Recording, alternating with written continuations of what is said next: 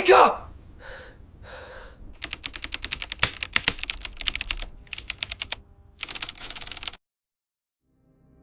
Imagine this.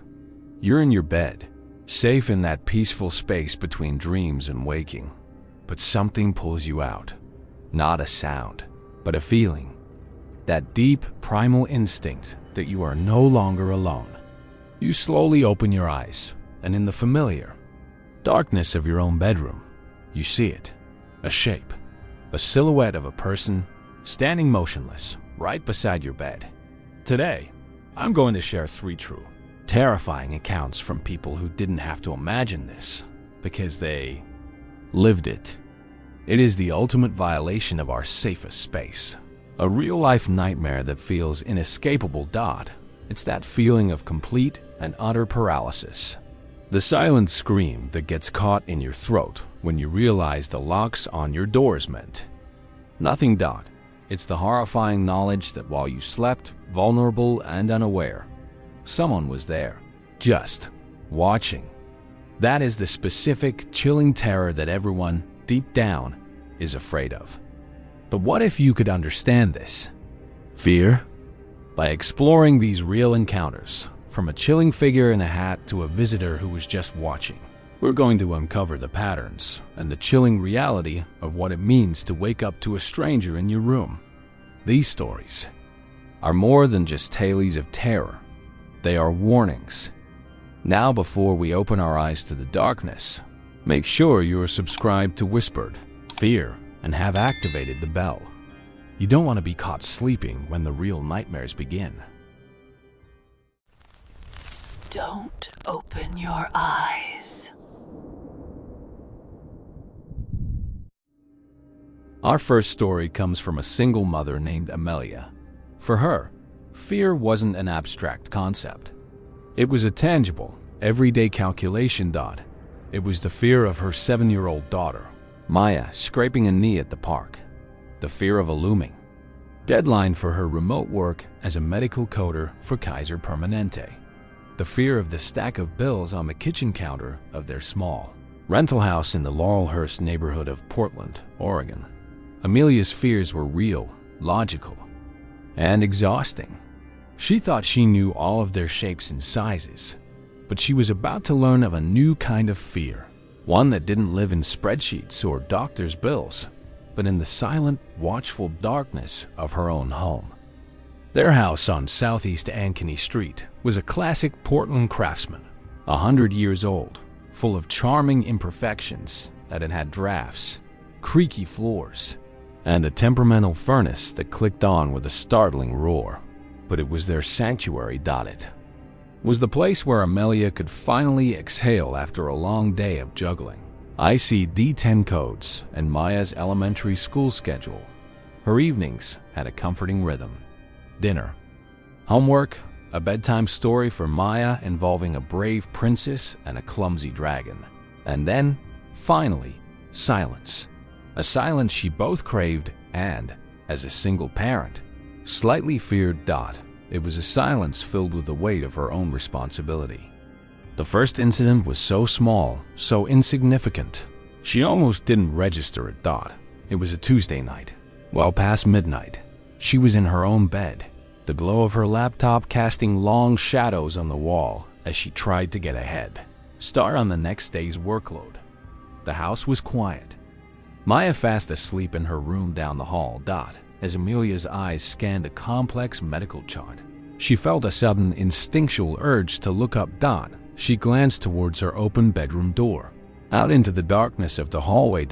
And in the periphery, she saw it, a flicker, a tall, vertical shadow that detached itself from the deeper shadow of the hallway closet and then was gone. She stared into the darkness for a full minute, her heart beating a little faster. She told herself, the logical explanation forming instantly. It's just my eyes. I've been staring at a screen for 14 hours. She shook her head, annoyed at her own jumpiness, and forced herself to go back to work. The image quickly dismissed as a product of exhaustion. A week later, it happened again. This time, she was walking back from the kitchen after getting a glass of water. As she passed the bottom of the main staircase, she saw it in her periphery again. A tall, thin silhouette standing motionless. At the top of the stairs, its form barely distinguishable from the deep shadows of the second-floor landing. She froze, her hand gripping the cold glass. The shape was there for a solid 3 seconds. It didn't move, it just stood, a silent observer in the darkness above. She took a sharp breath, and as she blinked, it was gone. The landing was empty. This time, the logical explanation felt less convincing. The shadows upstairs weren't that deep. There was nothing up there to cast a shadow that tall, that defined. A cold knot of fear began to form in her stomach. She crept up the stairs, checking each room. The bathroom was empty. Her bedroom was empty. She peeked into Maya's room. Her daughter was sound asleep, the soft glow of her nightlight casting a peaceful scene. Nothing was out of place, but the feeling of being watched, of another presence in the house, was now a tangible thing, clinging to the air like a change in barometric pressure before a storm. The sightings became a quiet, terrifying part of her routine. Always in the periphery, always a tall, thin figure. And always wearing what looked like a wide-brimmed hat. She never saw a face, just the silhouette, a perfect cutout of a man-shaped void. He appeared at the end of the hallway when she was doing laundry. He appeared in the reflection of the dark television screen as she walked through the living room. Each time. The moment she turned to confront the image, he was gone. She started to doubt her own sanity. Was this what a breakdown felt like? A slow, quiet unraveling? She was a single parent, under immense financial and emotional pressure. Maybe her mind was finally fracturing. The thought was, in many ways, more terrifying than any ghost. A ghost was external. This felt internal, a betrayal by her own perception. Determined to find a logical answer, she installed a new, high-tech baby monitor in Maya's room. One with a high-definition, wide-angle lens and a motion alert that would send a notification to her phone. She told herself it was for Maya's safety, but she knew, deep down, it was a trap. A trap for her own personal ghost. For a week, nothing happened. The peripheral sightings stopped. A fragile sense of normalcy began to return. Amelia started to believe that maybe, just maybe, it really had all been in her head, a symptom of stress that was now fading. Then came the notification. It was 3:28 a.m. on a Sunday. Amelia was fast asleep. The sudden sharp buzz of her phone on the nightstand jolted her awake. She grabbed it, her heart pounding. The screen displayed a notification from the monitor's app. Motion detected in Maya's room. Her blood ran cold. She tapped the notification, her thumb slick with sweat. The app opened to a live feed of her daughter's room. The room was bathed in the grainy green and black of the camera's night vision. Maya was asleep in her bed, unmoving. The room was empty. There was no sign of an intruder. Relief and confusion warred within her. A false alarm? A spider crawling across the lens?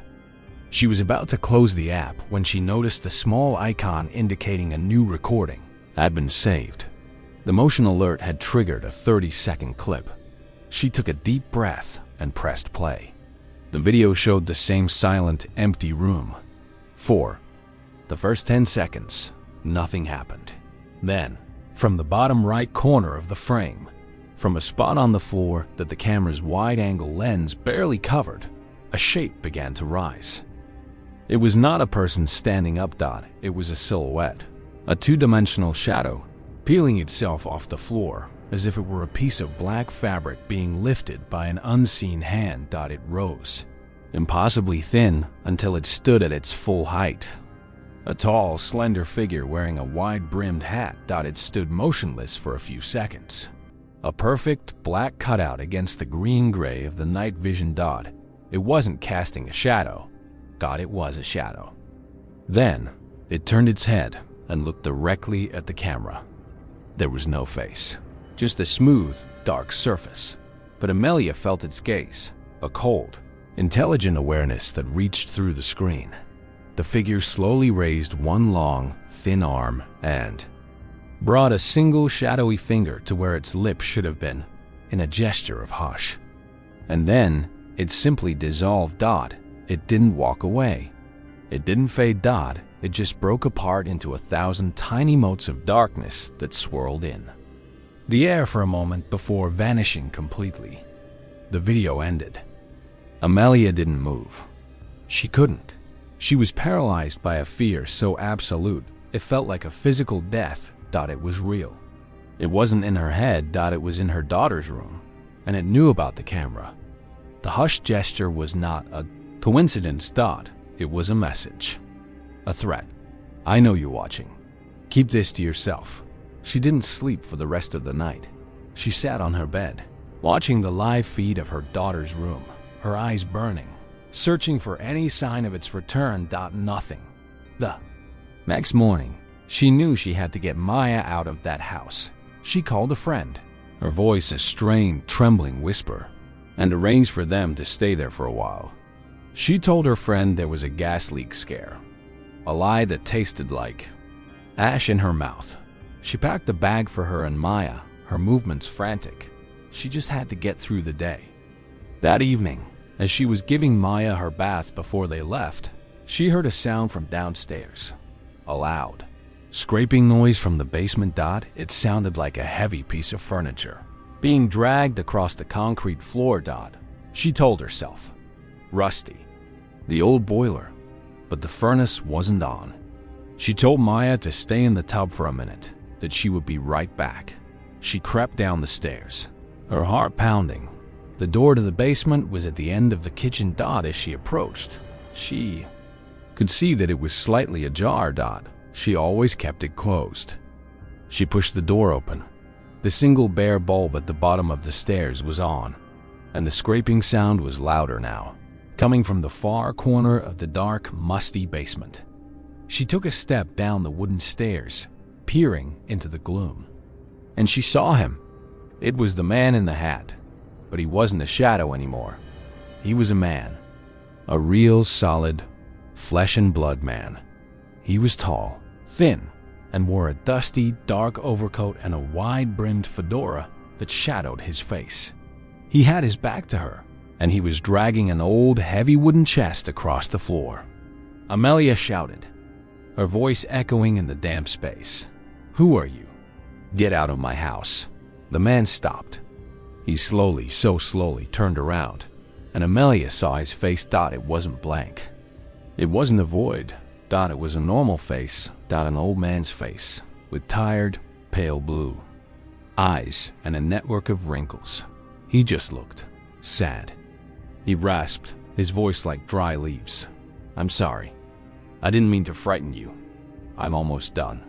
Amelia demanded, her fear momentarily replaced by an angry confusion. Done with what? How did you get in here? The old man gestured with his head towards a dark corner of the basement. The old coal chute. The seal on it rotted out years ago. Easy to slip in and out. Nobody ever thinks to check the coal chute. He looked at her, and his tired eyes were filled with a profound, heartbreaking sorrow. I lived here, you know? A long time ago, when I was just a boy. My family, we weren't happy here. He looked down at the wooden chest. My father. He was not a kind man. He had a temper.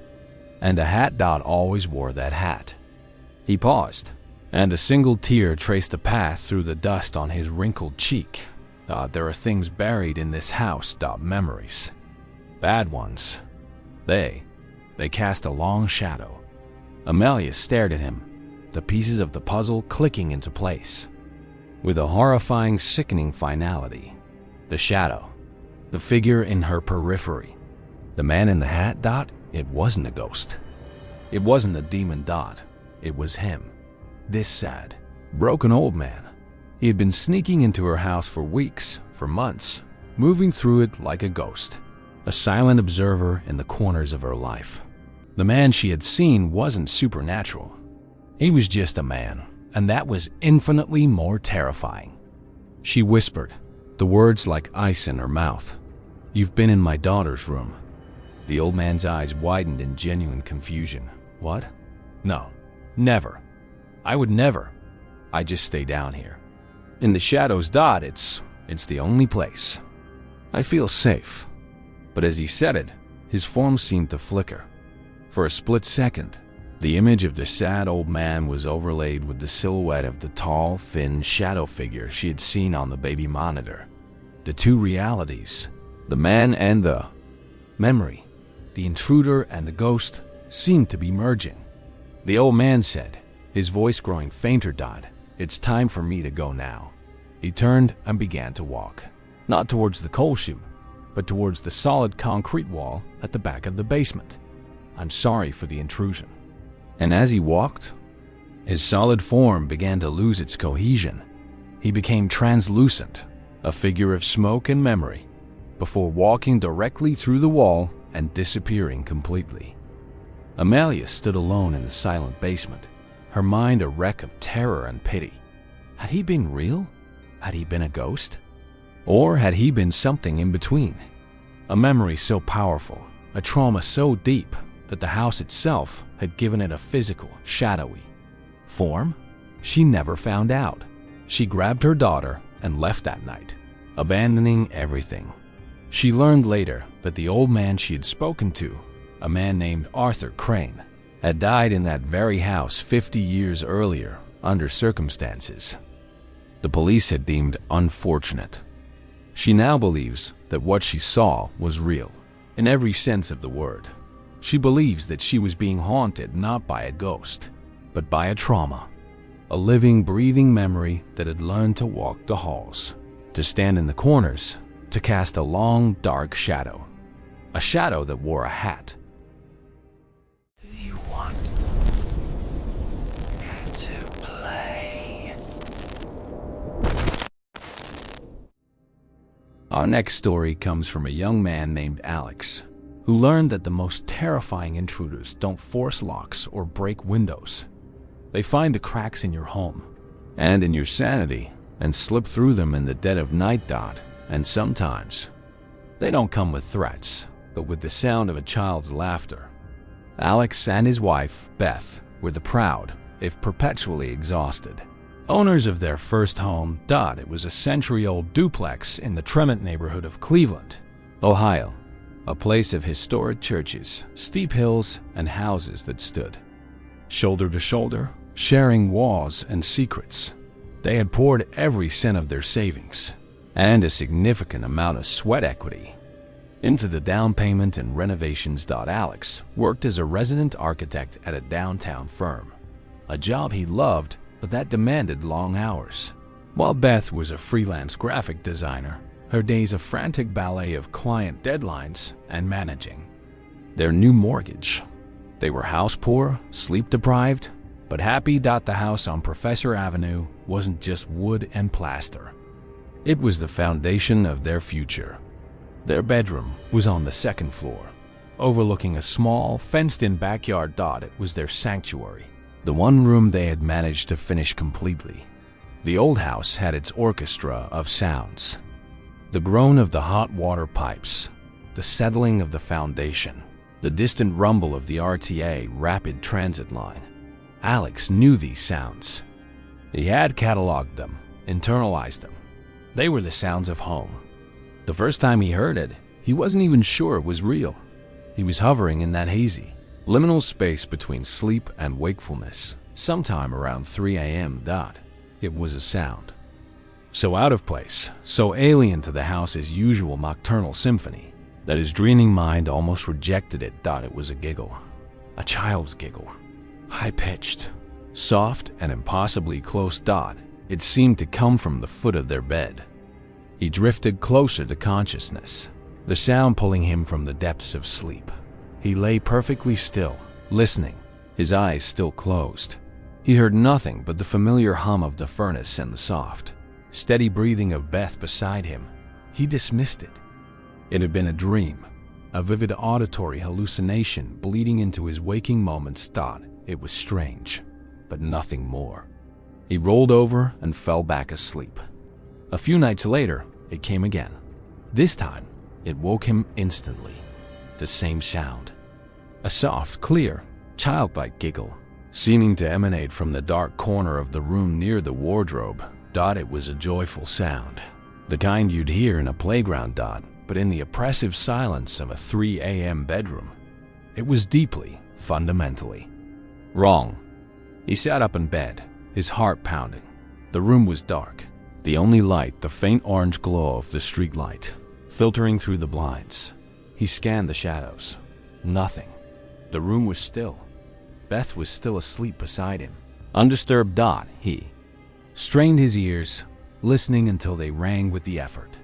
He heard nothing but the house settling. He slipped out of bed and walked to the corner where he'd heard the sound. The old wooden wardrobe stood silent. He ran his hand along the wall. He knelt and looked under the bed, the cold of the hardwood floor seeping into his knees. Nothing. He was chasing a ghost of a sound. He tried to tell Beth about it the next morning. Over coffee, she said, a frown of concern on her face. That's so weird. Are you sleeping okay? You've been so stressed with the Henderson project. Her reaction was logical, loving, and exactly what he had expected. But it also made him feel profoundly alone. She hadn't heard it. The experience was his, and his alone. The seed of self-doubt was planted. Was he just tired? Was the stress of the new house, the new mortgage, finally getting to him?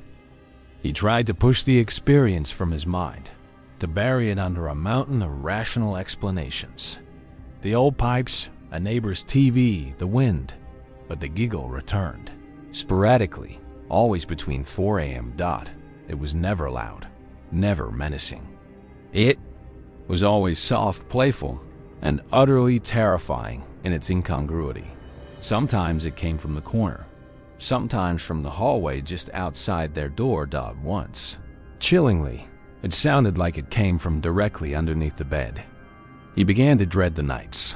Sleep, once a refuge, became a minefield.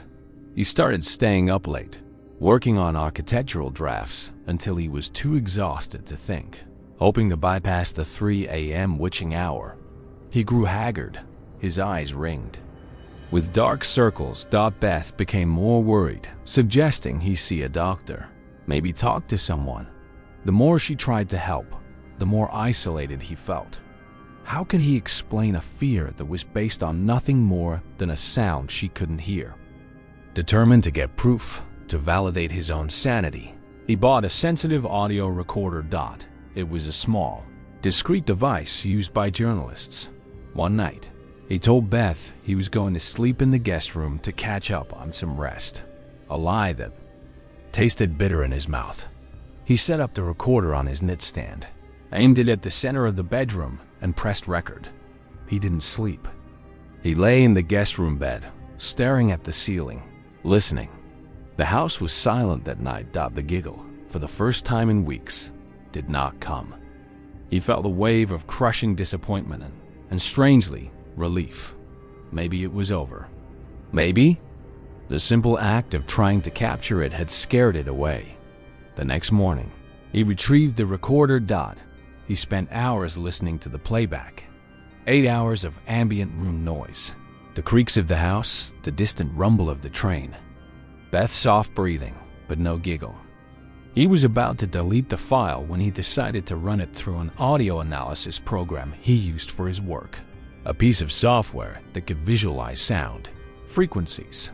He loaded the file and watched as the waveform scrolled across the screen. It was mostly a flat line of low-level noise, but then he saw it. Around the 3:17 a.m. mark, there was a spike, a sharp, incredibly high-frequency spike that lasted for less than a second. It was in a range far above normal human hearing. His heart pounded. He isolated the frequency spike and used the software to pitch it down, to lower it into the audible human range. He put on his headphones and pressed play. A sound came through the headphones that made every hair on his body stand on end. It was the giggle, but slowed down. It was no longer joyful. It was a grotesque, distorted, drawn-out sound, like a recording being played at the wrong speed. And underneath it, now audible in the lower frequency, was something else. A whisper, a dry, rasping adult voice speaking a single word over and over, hidden within the child's laugh. The word was help. This changed everything. It wasn't a child. It wasn't a ghost. It was something pretending to be a child, and it was asking for help. A new, more tangible fear took hold. The fear of another living, breathing person inside his house. He didn't tell Beth about the recording. He knew it would terrify her. He had to handle this himself. He spent the next day inspecting every inch of the old house. He checked the window locks, the attic hatch, the basement door. Everything was secure. The house was a fortress. So how was something getting in? His architect's mind took over. An old house like this, a duplex. It had a history. It had been modified, renovated, changed over the decades. He went down to the Cuyahoga County Archives and pulled the original blueprints for the house from 1910. He spent the afternoon studying them, comparing them to the house's current layout. And he found it. The blueprints showed a small, narrow space between his side of the duplex and the neighboring one. A maintenance shaft, likely for an old coal chute or a dumbwaiter, that ran from the basement all the way up to the attic. But on the current layout, that shaft didn't exist. It had been walled over, plastered, painted, and forgotten. A dead space inside the walls. That night, he knew what he had to do. He waited until Beth was asleep. He took a heavy hammer and a pry bar from his toolbox and went to the wardrobe in their bedroom, the spot where the giggle had often seemed to come from. According to the blueprints, the forgotten shaft should be directly behind the wardrobe's back wall. He moved the heavy piece of furniture, the wood scraping against the floor. The wall behind it was smooth, painted the same calming blue as the rest of the room. He took a deep breath and swung the hammer. The plaster shattered, revealing the old dark lath underneath. He worked for an hour, his movements quiet but frantic, pulling away plaster and wood until he had created a small, man-sized opening. And behind it, there was a space, a narrow, dark vertical tunnel about 3 feet wide, filled with a century of dust and cobwebs. He shone his flashlight into the darkness. The shaft went down into the basement and up into the attic. It was a hidden artery running through the heart of his house. And on the floor of the shaft, directly below the opening he had just made, was a small, dirty sleeping bag, a few empty water bottles, and a small, battery-powered baby monitor. The receiver unit was missing, but the camera, the part that generates the sound, was there. It was aimed upwards, towards his bedroom. Someone had been living in his walls. He felt a wave of nausea and fury. He was about to call the police when he saw something else. Taped to the wall inside the shaft was a child's drawing, done in crayon. It depicted a small, stick-figure child with a sad face, standing next to a large, angry-looking stick-figure man, and there were words scrawled at the bottom, in a child's messy handwriting. He locks me in the quiet place. Help. The truth hit him with the force of a physical blow. The whisper on the recording, the child's giggle from the baby monitor. It wasn't a ghost. It was a child, a real child, living in the walls of the house next door. A house that he knew was occupied by a reclusive, unfriendly man named Mr. Abernathy. The child had found a way to activate the old baby monitor, maybe by accident, and had been sending out a desperate, coded cry for help, a sound of joy masking a message of terror. He didn't hesitate. He scrambled out of the bedroom, grabbed his phone, and dialed 911. He told them everything. The sounds, the recording, the hidden shaft, the drawing. The police arrived within minutes. They entered Mr. Abernathy's side of the duplex. What they found was a story of unimaginable neglect and abuse. A 7-year-old boy, Lucas, Abernathy's nephew, had been living there in secret. He was malnourished, but alive. He told him his uncle would lock him in the quiet place, the old maintenance shaft, for hours, sometimes days, as a punishment. The baby monitor was an old toy he had found, and he had figured out that if he giggled into it, sometimes he could hear his voice echo in the other rooms. He was just a lonely, terrified child, trying to make a sound in a world that had forgotten him. Alex and Beth moved out a few months later. They couldn't stay. The knowledge of what had happened in the walls of their home, the memory of that silent suffering, had tainted their sanctuary forever. Alex never heard the child's giggle again, but the silence in his new home is different. That it's no longer a comfort, that it's a question.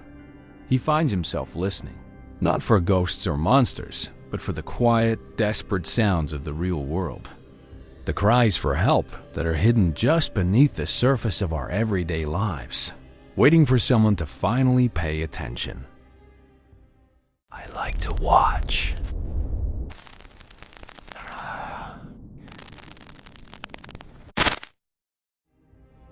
Our final story is not about what was taken, but about what was observed. It's a story that explores the deepest violation imaginable, the theft of one's own solitude. It comes from a college student named Anisha, who learned that the strongest deadbolt is no match for a patient observer, and that the most terrifying monster is the one that wants nothing from you at all, except to watch. Anisha was a junior at the University of North Carolina at Chapel Hill, studying journalism. Her life was a carefully balanced ecosystem of stress and small joys. The stress came from her student loans, her part-time job at the campus coffee shop, and the constant pressure of exams. The joy came from her small second-floor apartment on North Street, just a few blocks from the main campus. It was her first time living completely alone, without roommates. The apartment, with its slightly crooked floors and a view of an old magnolia tree, was her fortress. It was the one place in the world where she could lower her defenses, where she could be completely, utterly herself. Her nightly routine was her anchor. She would come home from a late study session at the Davis Library, triple-check the deadbolt and chain on her front door, make a cup of chamomile tea, and unwind by watching mindless videos on her phone, until she drifted off to sleep. The sounds of the old apartment building were her lullaby.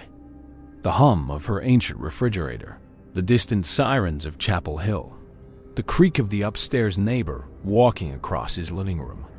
These were the sounds of safety, of a predictable world. One night she was woken by a feeling. It wasn't a sound. It wasn't a touch. It was a change in the atmosphere of the room, a sudden, profound stillness that cut through her sleep.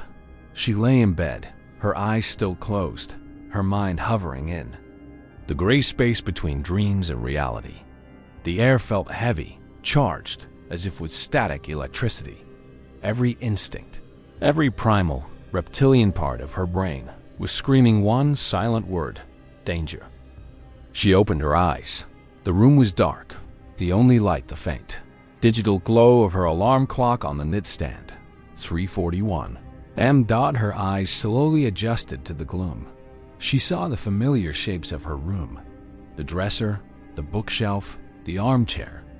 In the corner, piled high with clothes. Everything was normal. But the feeling persisted. A deep, bone-chilling certainty that she was not alone, that someone else was in the room with her. She scanned the shadows, her heart beginning a slow, heavy drumbeat. And then she saw him. He was standing by her window. He was a silhouette, a tall, thin man, his form barely distinguishable from the deeper shadows of the room. He wasn't moving. He wasn't trying to get in or out.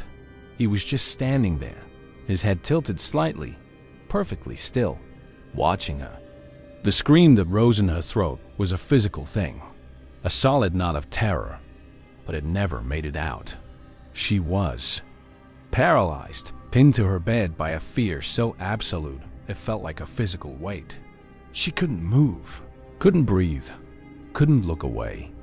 All she could do was stare at the silent, watching figure. He wore what looked like a simple, dark hoodie, the hood pulled up, obscuring his face completely in the darkness.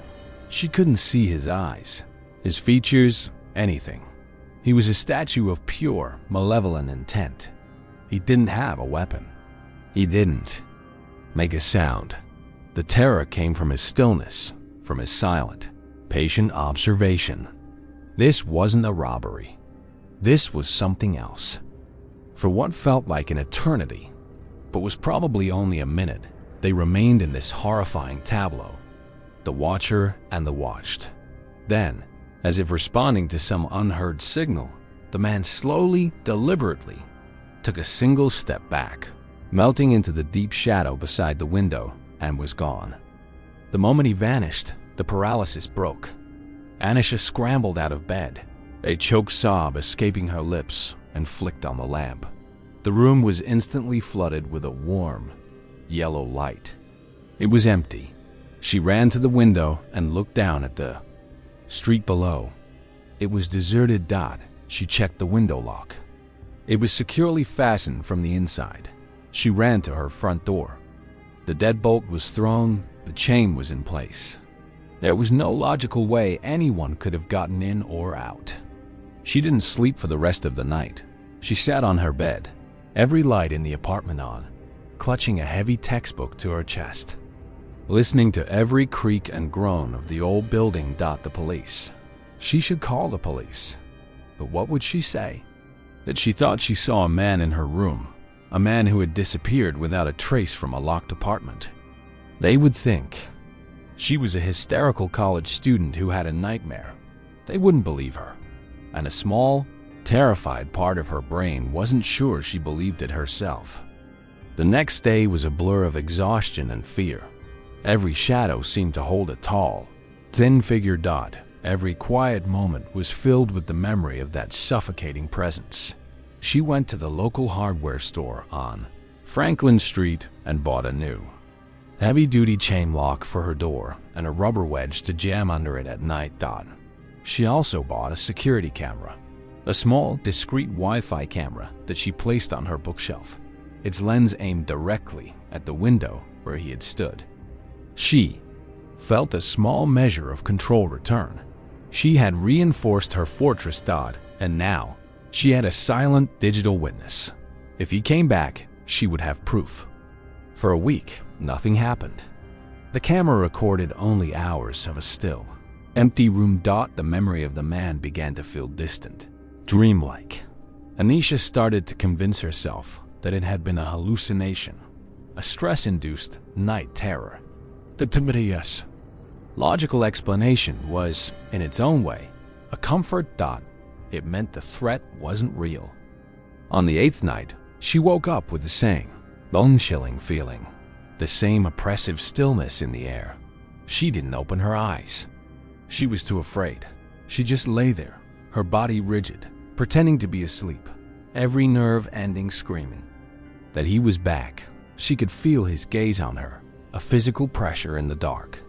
She lay like that for what felt like hours, not daring to move until the first gray light of dawn began to filter through her blinds. When she finally worked up the courage to open her eyes, the room was empty. She reached for her phone with a trembling hand and opened the security camera app. Her heart sank. There was a notification. Motion detected at 3:42 am. Below, it was a link to a 30-second recorded clip. This was it, the proof. She took a deep breath and played the video. The grainy night vision footage showed her room silent and still. Then, at the 10-second mark, she saw it. The man. He didn't enter through the window or the door.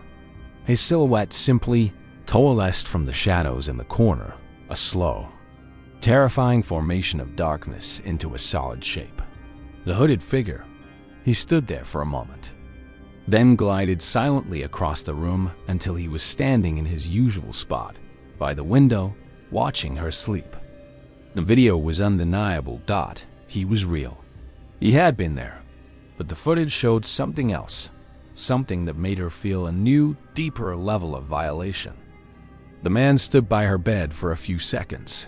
Then he slowly turned his hooded head until he was looking directly at the bookshelf, directly at the small, hidden lens of the security camera she had placed there. He raised a single gloved hand and pointed directly at the camera. He knew. He had known about the camera all along. Then, he did something that made her drop the phone. He slowly reached up with both hands and pulled back his hood. But the camera's night vision and the deep shadows of his hood made it impossible to see his face. It was just a dark, blurry, featureless smudge. After a moment, he let the hood fall back into place, turned, and dissolved back into the shadows from which he had come. The video ended. Anisha stared at her own shaking hands. This wasn't a simple intruder. This wasn't a ghost. This was a performance. He had deliberately triggered the motion sensor. He had deliberately shown himself to the camera, and he had deliberately hidden his face. It was a game, a terrifying one-sided game where he made all the rules. She knew she couldn't stay in the apartment another night, but she had to go back to get her things. She called two of her friends from the football team, big, imposing guys who agreed to go with her. She felt safer with them, but the fear was still a cold knot in her stomach. They entered the apartment in the bright light of the afternoon. Everything was normal. They helped her pack her essentials into boxes, the atmosphere tense and quiet. As her friends were carrying a box out to the car, Anisha did one last sweep of her bedroom, and then she saw it. On her nightstand, next to where her alarm clock had been, sat a single, small object that did not belong to her. It was a single, polished black river stone. It was smooth, cold, and featureless. It hadn't been there that morning. She stared at it, her mind refusing to connect the dots. Then she remembered. She had a small collection of similar stones on her desk, stones she had collected from the banks of the Eno River during a hiking trip last year. She ran to her desk. The stones were all there, all except one. She looked back at the single black stone on her nightstand. He had been in the apartment again, after she had left that morning. In broad daylight. He had walked through her home, examined her belongings, and then he had left her a message. Silent, terrifying message. He had taken one of her stones, a small personal piece of her life, and placed it by her bed, the place where she was supposed to be safest. It wasn't a threat of violence. It was a statement of access. It was him saying, "The locks don't matter. The cameras don't matter. I can come and go as I please. I can get this close to you whenever I want." The last piece of the puzzle clicked into place with horrifying clarity. He wasn't a ghost or a demon. He was a person, a real living person who knew how to bypass the best security, who could move through a locked building without a trace. And his goal wasn't theft. It wasn't harm. His goal was the terror itself. He fed on it. The act of watching, of being an unseen, unknown presence in the most intimate space of her life. That was his purpose. Anisha left the apartment and never looked back. She broke her lease, lost her security deposit, and moved into a crowded dorm on the UNC campus for the rest of the year. She never saw the man again, but the fear never left her. She still wakes up some nights with that same chilling feeling of being watched. She scanned the shadows of her room, her heart pounding, half expecting to see that tall, hooded figure standing by her window. He's gone, but the fear he instilled is a permanent intruder in her mind. She knows that there are people in the world whose motivations are so alien, so incomprehensible, that they defy all logic. And she knows that sometimes the most terrifying thing a monster can do is nothing at all, except stand in the dark and watch. A shadow given form by a house's trauma, a child's desperate cry for help, hidden in the walls, and a silent, patient observer who wanted nothing more than to watch. These three stories, separated by circumstance, are united by a single, terrifying violation: the invasion of the bedroom. It is the one place in the world we are conditioned to believe is our sanctuary, Our fortress. It is the room where we are most vulnerable, where we surrender our consciousness to the quiet of the night. But these accounts serve as a chilling reminder that locks can be bypassed, that walls can have secrets, and that sometimes the greatest threat is the one that moves in complete silence. The true horror in these stories isn't the presence of the stranger, but the uncertainty of their intent. They are not common burglars or assailants. They are something else, observers, ghosts of the living, and they leave behind a fear that never truly fades, a permanent crack in our sense of security. They leave us with the terrifying knowledge that the simple act of opening your eyes in the dark can be the most frightening thing you will ever do. If these stories have made you think twice about the shadows in your own room, prove that you're awake by subscribing to Whispered Fear, leaving a like, and sharing this video. Your support helps us pull more of these nightmares out into the light. But what if the intruder in your room isn't a stranger? What if it's someone you invited in, someone you trusted, someone you created yourself? Click the video on your screen now for our next deep dive into the shadows of memory. 8 True Tales of a Childhood Imaginary Friend Who Wasn't Imaginary. See you there, if your friend lets you.